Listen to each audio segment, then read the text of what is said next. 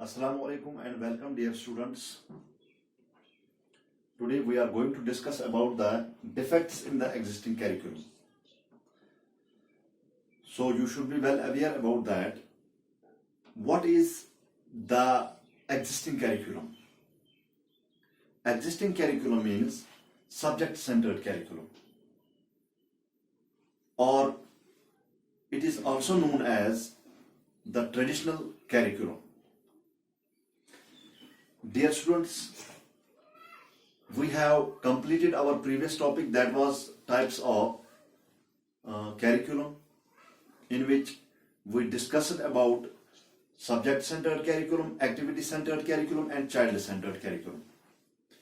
Now today our topic is defects in the existing curriculum. So what are the defects that we face in the existing curriculum? Or we can say, what are the demerits of subject-centered curriculum?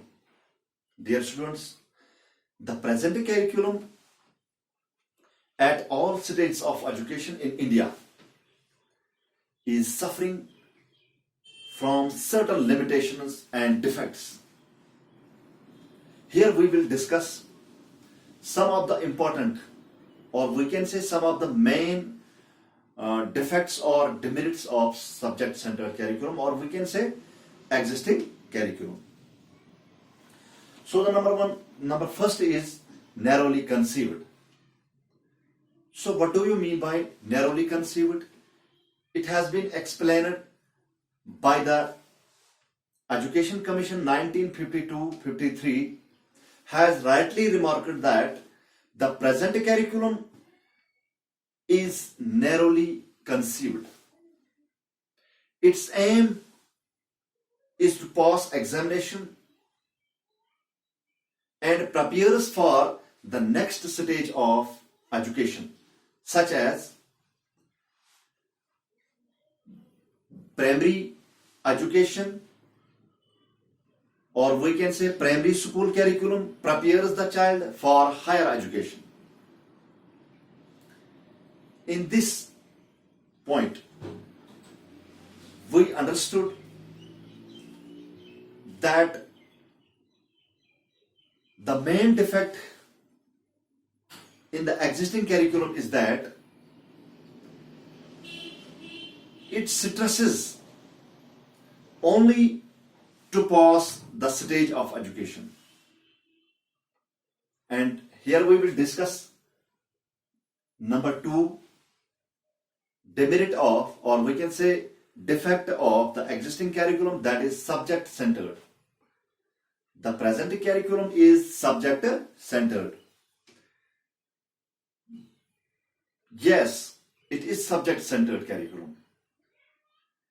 The present curriculum at all stages of education, including pre-primary and primary stages, is subject-centered with no regard for the need of the individual or the community. The principle of learning by doing is also neglected in the existing curriculum, or we can say in the subject-centered curriculum. Number 3 point. Number 3 is not related to life. The present curriculum or existing curriculum is not related to life. We can say that the present curriculum is not related to the life of the people or the community,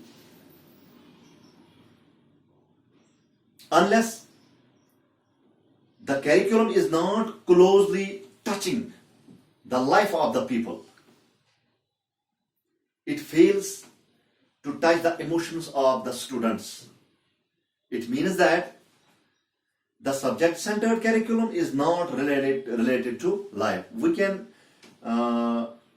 take here another example, that there are so many things, there are so many activities in the real life situation in which subject-centered curriculum does not help the student, after leaving the institution. So it means that subject-centered curriculum just prepares the student to pass the examination or to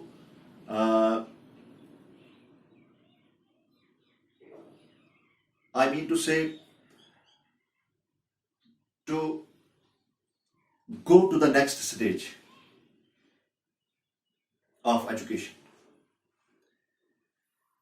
Number 4, absence of job-oriented education.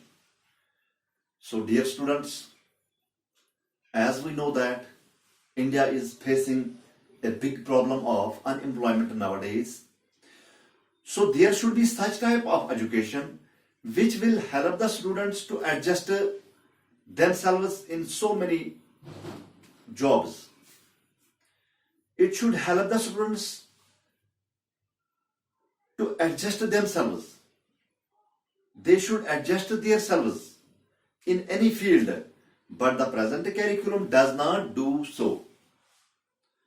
The biggest defect of the present curriculum is that it fails to provide students for various types of jobs. As a result, disinterestedness among the students and wastage of resources. And number 5, that is mainly based on formal schooling. Dear students, as we know that the present age is the age of science and technology. It is the age of competition. So there are so many students which do not have time to achieve or to receive education through formal schooling.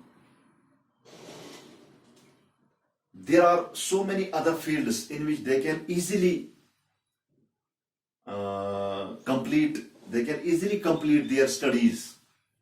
They can easily receive education through formal and non-formal type of education. But this existing curriculum, or we can say present curriculum, that is subject-centered curriculum, is only suitable for formal schooling. There is no other way, or we can say there is no chance for informal and formal schooling. We can say that the present curriculum is suitable only for the formal schooling and does not provide any scope for formal and informal education. In modern times, the stress is being given to the informal and formal type of education, which is the need of an hour. And it becomes an option for those students who fail to receive education through formal schooling. But in the existing curriculum fails to do so. Now number 6 is dominated by examination system.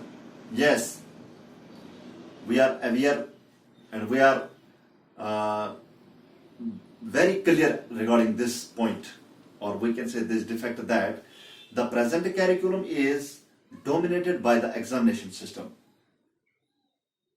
The main curriculum is not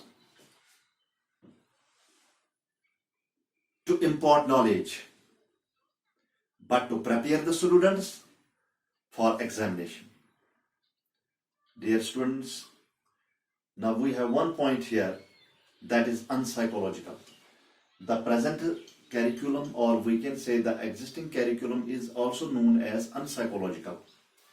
Why is it called unpsychological, and why? What is this unpsychological? Dear students, the present curriculum, or we can say the existing curriculum, is considered unpsychological as it does not consider the interest liking, disliking of the students. It treats all the students equally in the classroom. As we know that there are individual differences in the classroom.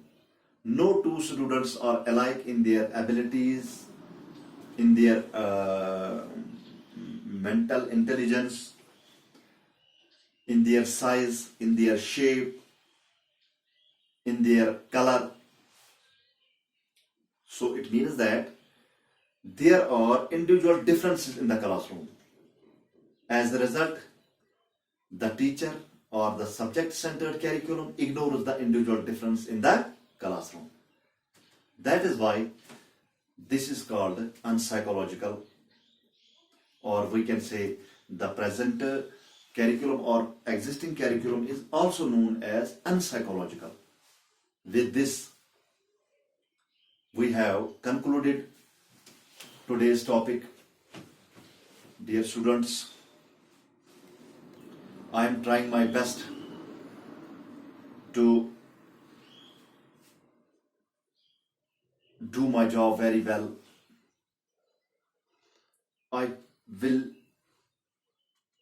also try to satisfy you with my online or offline classes. And if you have any question